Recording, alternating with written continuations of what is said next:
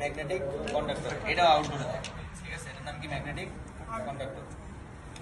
আর এরপরে আমাদের যেটা গুরুত্বপূর্ণ যে জিনিসটা সেটা হলো যে পিসিবি। আর আমি বললাম যে পিসিবি মানে কি বলছিলাম? Printed circuit board.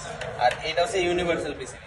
আমাদের যে অরিজিনাল পিসিবি যেটা সার্কিটে আমাদের এসির সাথে দিয়ে দেয় কোম্পানি, ওটা যদি নষ্ট হয়ে যায় তাহলে আমরা চাইলে এই পিসিবি দিয়ে আমার ওই এসিটা আমি আবার চালাইতে পারবো। তাহলে এই ইউনিভার্সাল পিসিবির ভিতরে আমাদের প্রথমে আছে হলো এগুলো কি কন্ট্যাক্ট রিলে, ঠিক আছে? এরপর আমার হাতে যেটা আছে এটা হচ্ছে কি রুম টেম্পারেচার সেন্সর। এরপর আরেকটা আছে কি পাইপ টেম্পারেচার সেন্সর। এরপরে আছে সার্কিট কন্ট্রোল প্যানেল বোর্ড, ঠিক আছে? এরপরে এটা হচ্ছে কি ক্যাপাসিটর। এরপরে এখানে একটা ফিউজ আছে। এখন এই সার্কিটটার ভিতরে ফিউজটা দেখতে এরকম, আবার আমার কাছে আরেকটা সার্কিট যেটা আছে এটা ফিউজটা দেখতে আবার একেবারে যে ছোট।